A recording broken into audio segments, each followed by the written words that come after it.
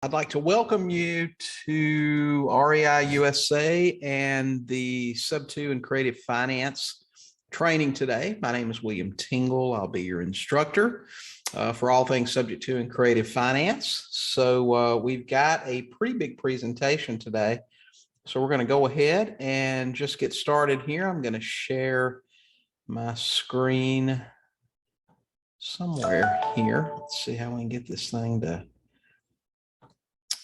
going. Okay.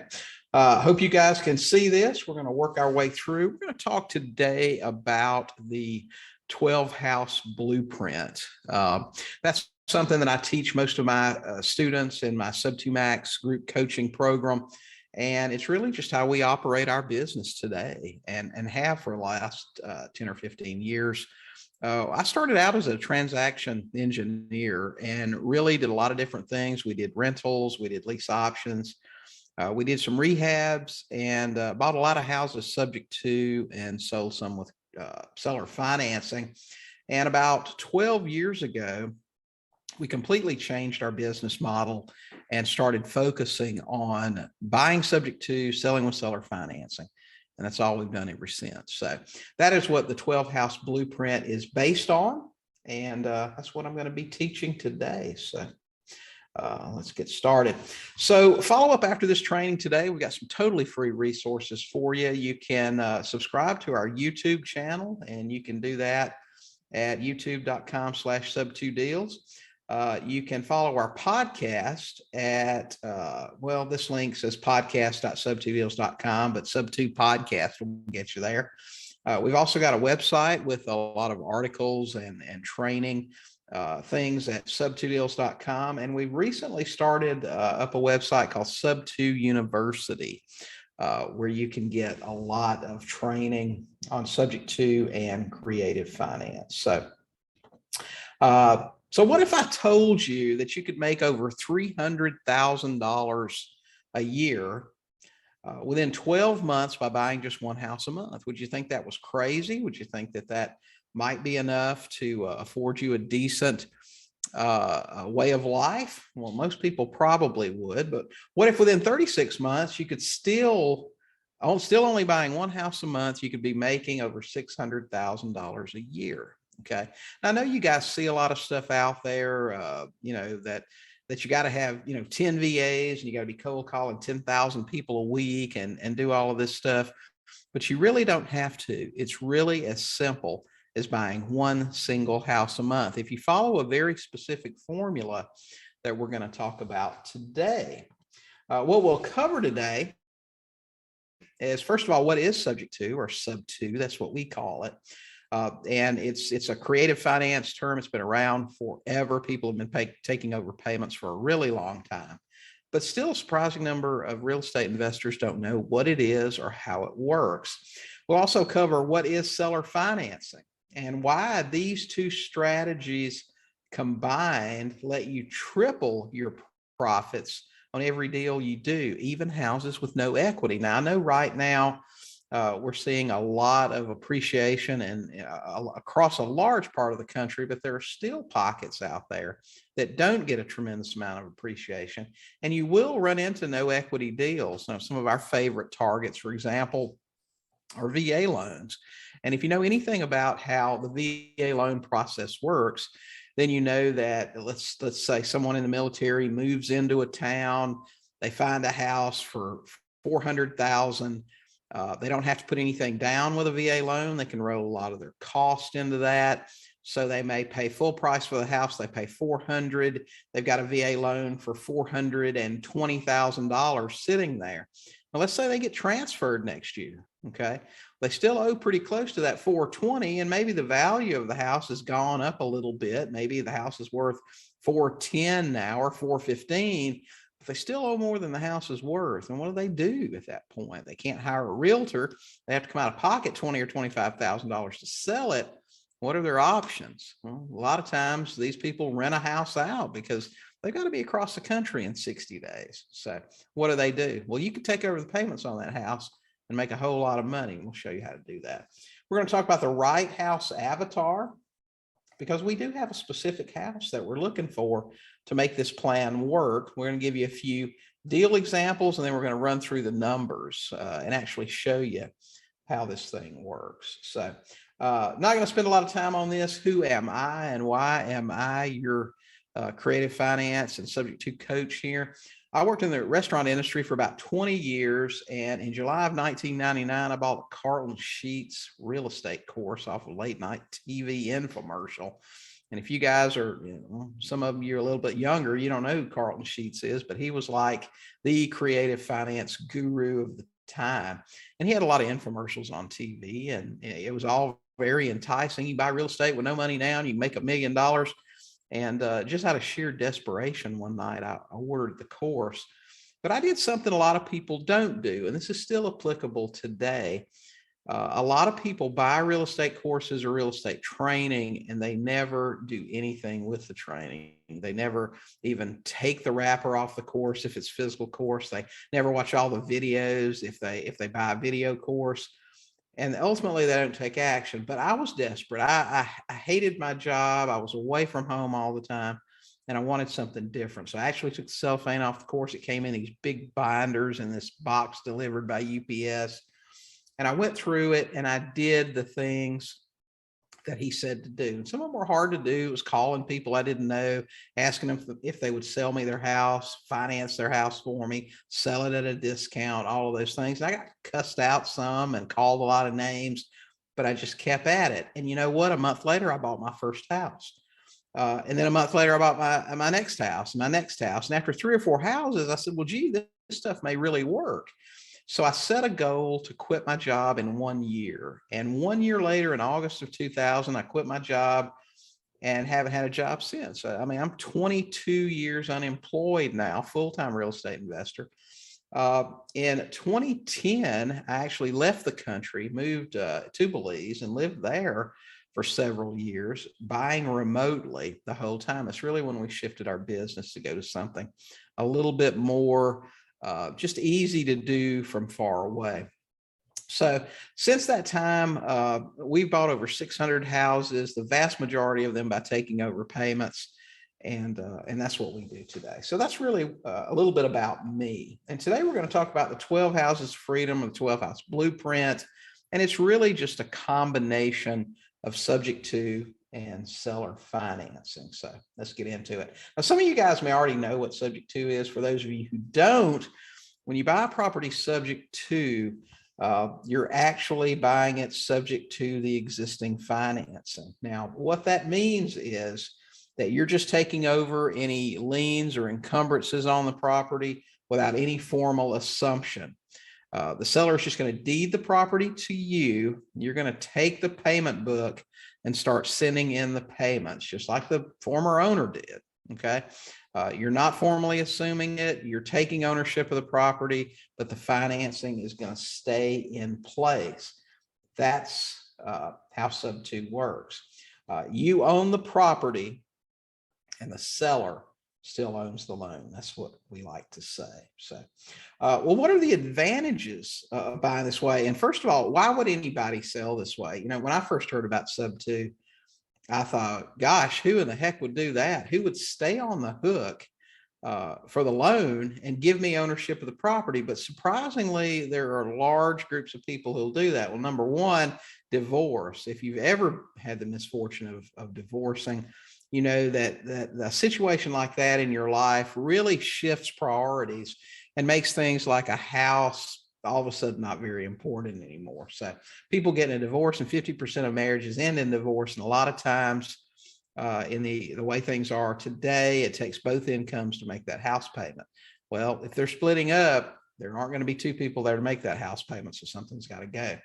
Job transfer. We talked a little bit earlier about VA financing. That's a really good example about people that get orders and have to be across the country in a very tight timeline. They're an example of that. Maybe there's a death in the family, loss of income, tired landlords. You saw a lot of that during COVID. Landlords that maybe weren't professional landlords. Maybe they inherited a house, or maybe they got a job transfer and couldn't sell it, so they had to move, and so they turned it into a rental. Tired landlords, you know, their tenant doesn't pay them. They just want to get it gone. Maybe they lost their job. Maybe they bought another house and they couldn't sell that. There's many reasons as there are sellers, but there are a lot of people out there through circumstances need to get rid of their house. Okay. So a lot of sellers out there will sell this way. You just need to get in front of them and have a conversation with them. Okay.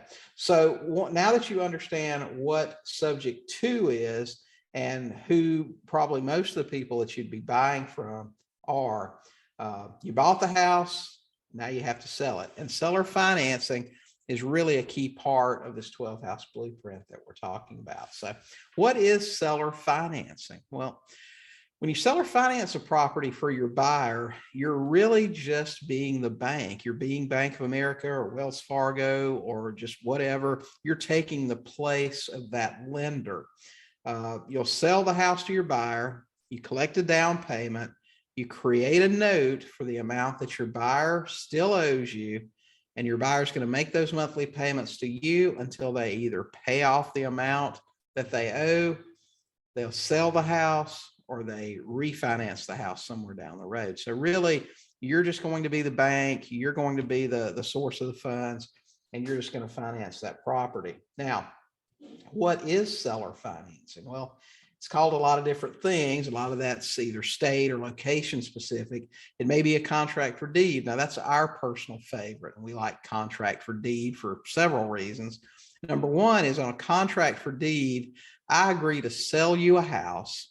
I give you all the rights of ownership, but I keep legal title. In other words, down at the courthouse, it still looks like William owns the house, even though I've sold it to my buyer. They get all the rights of ownership. They get equitable title, but I keep legal title. Now, another form of seller financing may be a lease option. That's questionable, but a lot of people look at that as a form of seller financing. I'm going to lease this house to you, give you an option to purchase at a predetermined price at some point in the future. Your agreement for deed, all-inclusive trust deed, bond for deed, wraparound mortgage. It may be called many different things depending on your state, but they're all very much alike. Lease option will not give you equitable title depending on how much money you put down, because those things vary state to state.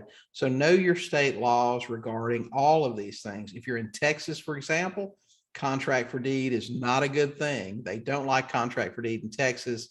There's some very strict penalties there for you if you do sell on contract for deed, that you want to sell on a wrap in that location. So as with all things, it's important to know what the rules are in the state, the city that you operate. So make sure that you know those things. So knowing what subject to is, knowing what seller finance is, how do we triple our profit from every deal we do? And creative financing is really the key to that. And that's where seller financing comes into play. Now, here's a student example that I got recently.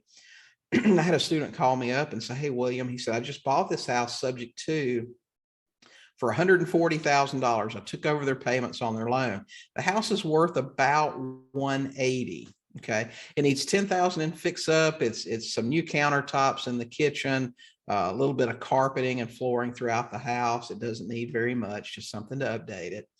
I can fix and sell this house for a $20,000 profit. In other words, I bought it sub 2 for 140. I can spend about 10 on it. I'll have 150 on it. I can retail it, and then probably after a little bit of holding cost and some closing costs, I'll probably walk away with about $20,000 in profit, $20,000 profit. But if I fix it, put that 10 in it, and seller finance it, I'll make $62,000 in profit. Okay. I'll get about 20,000 down. I'll get 18,000 in cash flow, which is about $500 a month for 36 months. And then I'll get a $34,000 back end profit. So my question to you is, what would you take if you were going to have this house for about 6 months and make 20,000, or you could keep it for another 2.5 years and make 62?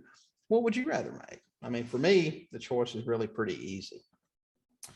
When you're the bank, you make money 4 different ways. One is the down payment from your buyer. Now, the typical sub 2 we'll take over is a house in really good shape. where we're looking at paying under $10,000 to get into the house. Now that may be a combination of some back payments if they're behind, and if they're in foreclosure, maybe a couple of thousand in moving money to our sellers, maybe a little bit to clean up the yard or replace some carpeting or do just a little bit of paint. And then we'll collect a down payment from our buyer. Now, let's just say that the house is a $300,000 house and we spend 10 in acquisition cost and we get 10% down from our buyer, which is about $30,000. So we immediately put $20,000 in our pocket up front. And those are the types of houses that we're looking for. The second way we make money is the interest spread. Most of the loans that we're taking over now fall somewhere between 2.5% to 4% on our underlying mortgage interest rate. Now we're going to sell that house to our buyer and finance them somewhere between 6% and 9%. So if I'm borrowing money at 3% and I'm lending it at 6, 7, 8%, just like the banks do, that's what they do. If you've got a savings account in the bank, you know they pay 1.5% or 1%. But if you borrow money from the bank today, you're probably going to pay 5, 6, 7%. That's arbitrage. And that's how we make money there too. There's going to be the difference between your buy and your sell price. If we buy this $300,000 house for $280,000 or $290,000, but then we sell it for $310,000, you can see that spread there. So we make money there too. And then there's our back end payday. Remember, each month when our buyer makes their payment to us, we make our underlying payment. Our buyer, their loan amortizes just a little each month, and ours amortizes just a little bit more. So there's that back end payday spread too. So that's what brings us to the 12 Houses to Freedom of the 12 House Blueprint. Our perfect property avatar, and this is the property that we're typically looking for, is going to be a 3-bedroom, 2-bath home, less than 10 years old. And we like these because if the house is less than 10 years old, it's probably still in really good condition. The systems are good. It's not going to need a new roof anytime soon. Central heat and air is probably good. Plumbing's good. Electrical's good. It's updated. It's modern. And you can find a lot of those houses in the subdivision surrounding a major city. There's no HOA. Now, that's tough in some parts of the country. Florida, for example, we're hanging out in Florida right now. A lot of HOAs in Florida. Can you buy a house in an HOA and still make money? Sure, you can.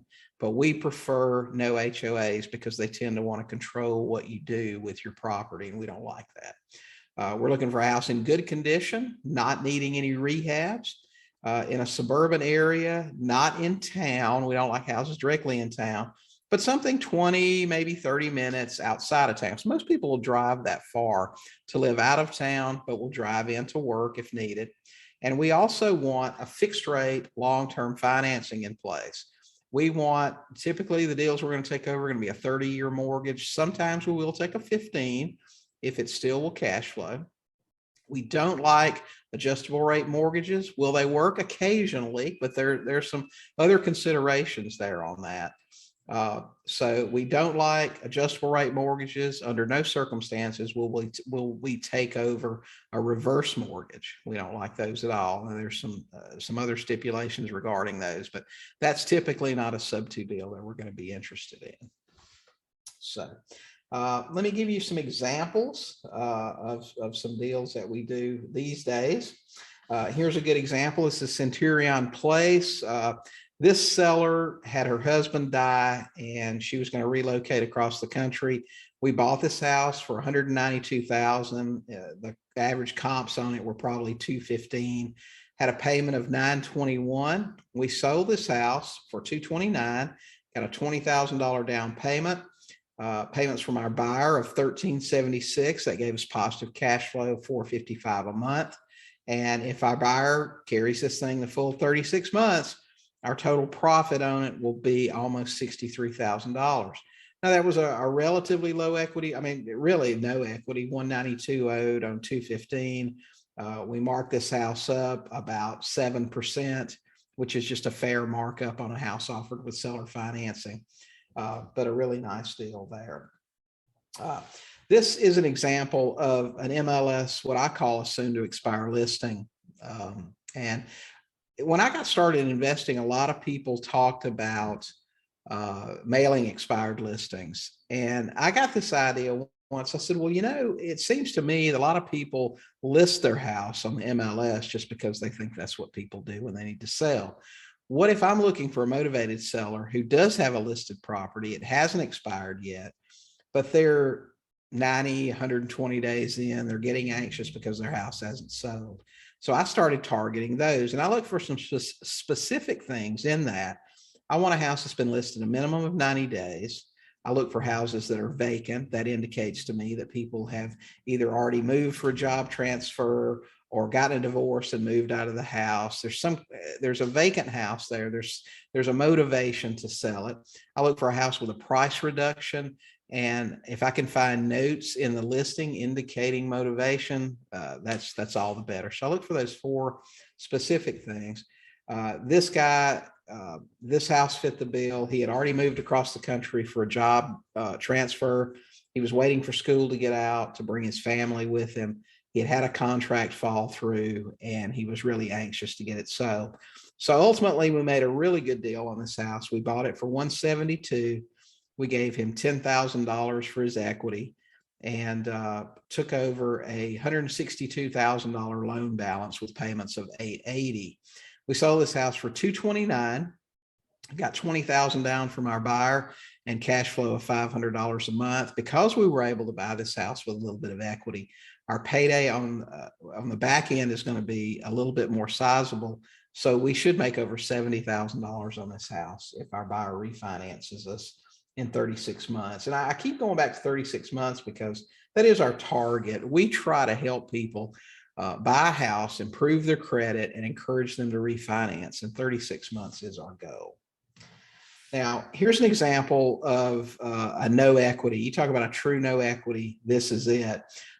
This house, I actually had a person that did some work for me, found this house. It was vacant. It was empty. It was during the winter time, so they could tell nobody was there because the driveway hadn't been shoveled.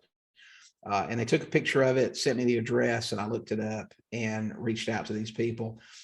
This was a VA loan. They had bought the house a year before. The husband got deployed right after they bought it. The wife never moved into the house. She stayed with her parents. And somehow during the course of the year, while he was gone, they decided they were getting a divorce. No, they had never even moved into this house. This house was still like brand new. And of course, it didn't have any equity. They had just bought it. So here's how the numbers worked. This was a $120,000 property, vacant in like new condition, had a loan balance of $117,000. So, I mean, they had just bought it. They financed basically the full price. 4.25% interest rate loan. It was 1 year into the 30-year amortization. Payments were $577 a month. And we sold this house with seller financing for $135,000.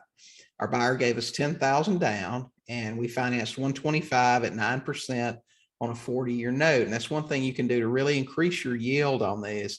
We buy most of ours are amortized over 30 years. We amortize our buyers over 40.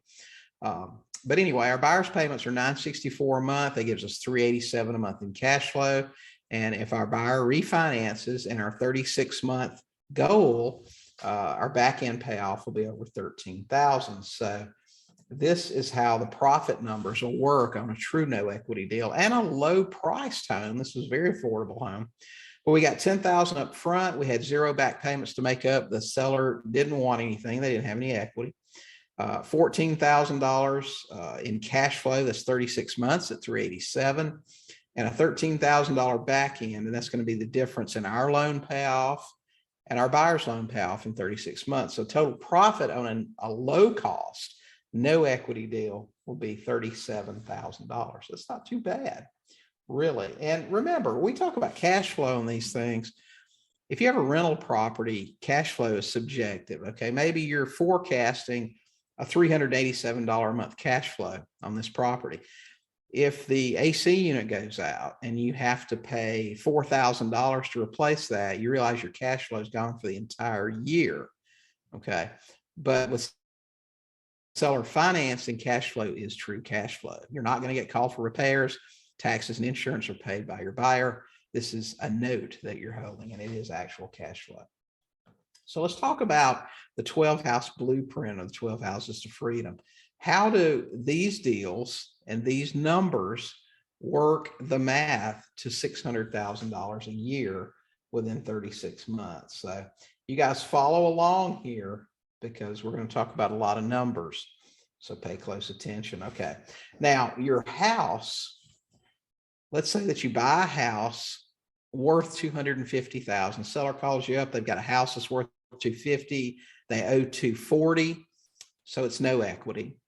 They have a 3.5% interest rate loan. They're 1 year into a 30-year note. Maybe it's a VA loan. Maybe it's a loan where they didn't put anything down. The sellers paid the closing cost and they owe basically what the house is worth. The principal and interest on this loan is $1,077 a month. The taxes and insurance are $300 a month. So the total PITI is $1,377 a month. The average rent rates for that area and that house are about $1,600 a month. Okay, so this is a typical scenario that you'll find on a house in this range. That's a fair rental rate and a decent house payment. Okay, now you would sell this same house for $269. Why do I say that? We'll typically mark a house up somewhere between 8 and 10%.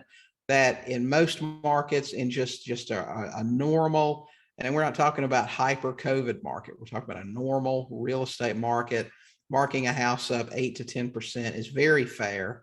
Most appreciation rates across the country are going to make that house settle out within the first 12 months. But I would say try this experiment. If you call 5 appraisers to appraise the same house in the same neighborhood, and you tell them you have a contract at that price, someone will come in at that price. You can get a very wide range because an appraisal is based on numbers, but there's going to be some variation in there.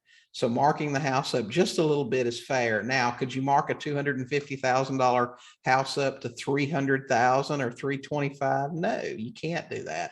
I have known some investors that would do it, but remember, we're trying to create a scenario here where our buyer can actually refinance this house within 36 months. So we want to be very fair and very conservative.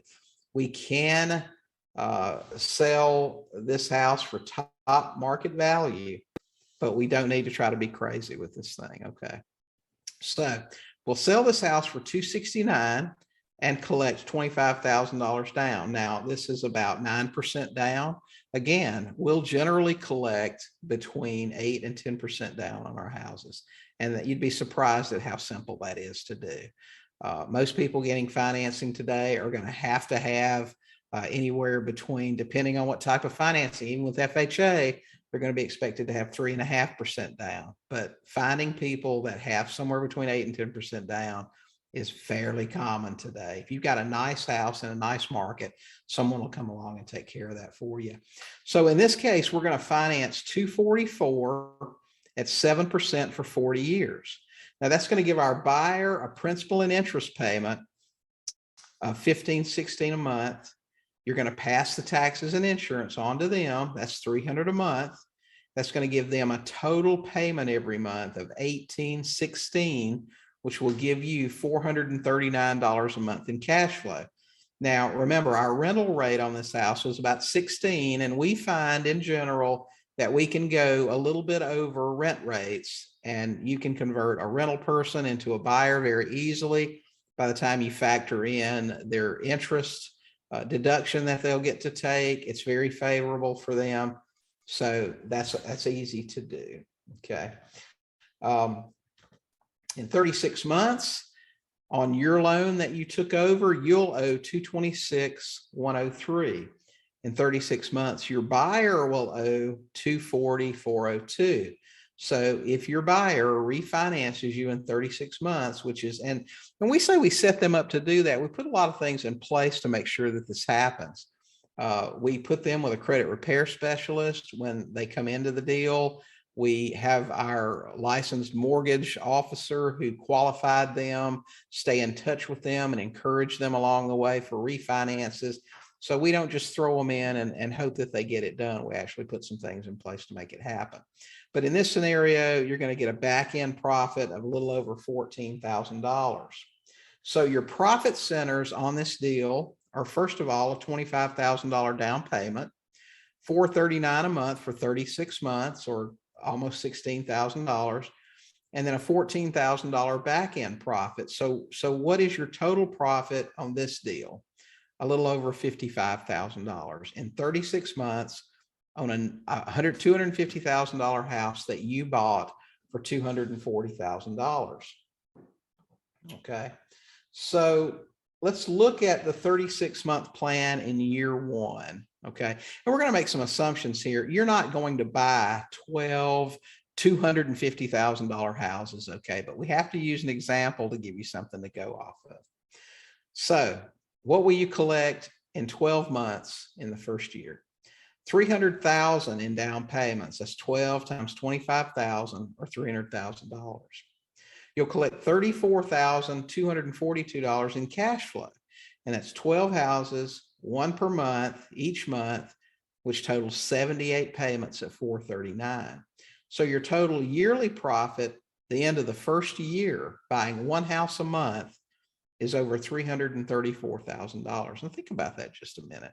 I mean, I don't know what you make at your current job, but do you think you could live on $334,000? I think most of the people that I know could probably do that. So I think chances are you probably could.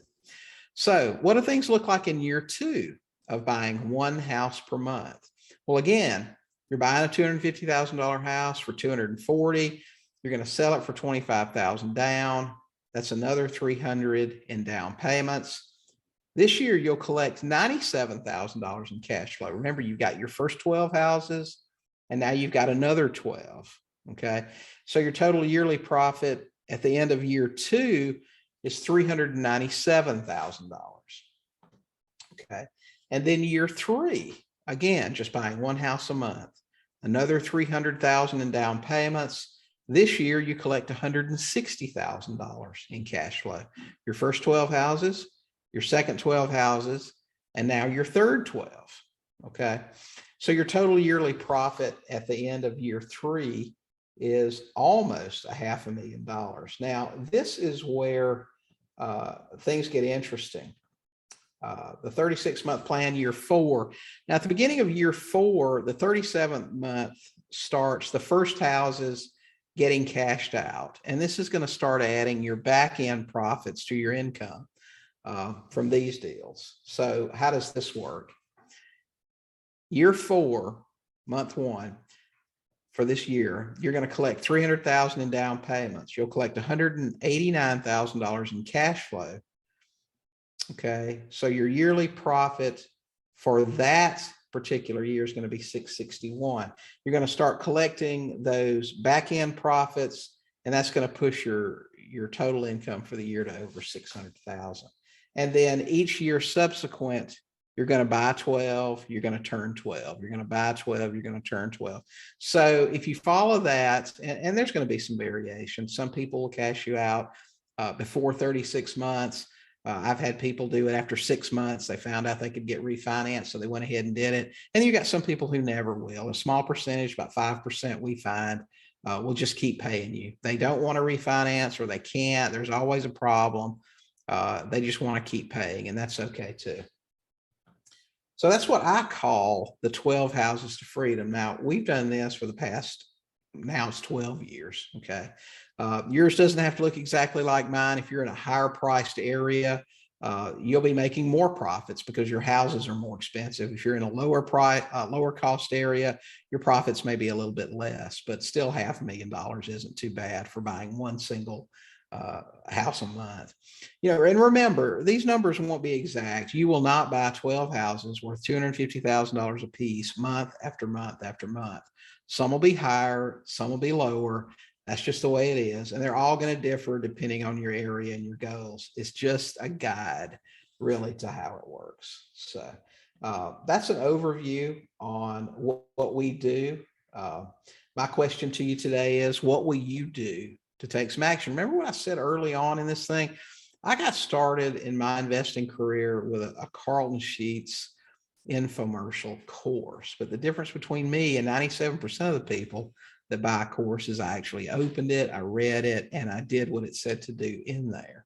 And it worked for me. Was it easy? No, it wasn't easy. It was very uncomfortable for me. I didn't know anything about real estate. I was a district manager for a restaurant chain. I talked to employees. I didn't talk to total strangers all day, every day. And asking people to do things that I didn't know a whole bunch about, especially with financing their houses and things like that. It was extremely uncomfortable. But you have to ask yourself, if you're looking at things like real estate or running your own business, it's probably because you're not happy working for someone else. So, 5 years from now, do you still want to be doing what you're doing right now and making whatever it is that you make right now? Or do you want to possibly be working for yourself and having that kind of freedom and making whatever it is that you decide to make this year? Okay, as far as an income goes. So I want to share again with you guys some resources. Sub2deals.com is our website. We have a lot of articles and training there that'll help you. Sub2 podcast, that's our podcast we do every week. You can check out our YouTube channel at sub2deals.com/YouTube. And we've just recently added Sub2 University, where we've got a lot of training there as well. So let's see, we may have a question. Okay, Joseph, good to see you here. Thanks, William. I was late to this presentation. I know I can get the replay, but can you email me a copy of the PowerPoint slides? I can't do that, Joseph, but you can get the replay and screenshot those or whatever it is that you want there. But I can't send you these. But if you got any questions, I'll be glad to answer those for you today. But you can't access the replay. I think they keep those up for 3 months, so you got plenty of time to watch that if you want to. So if we don't have any other questions, I'll wrap this up for today, and I'll see you guys next month. So hope you guys are having a great day, and remember, get out there, talk to some sellers, and buy some houses. See you guys next time.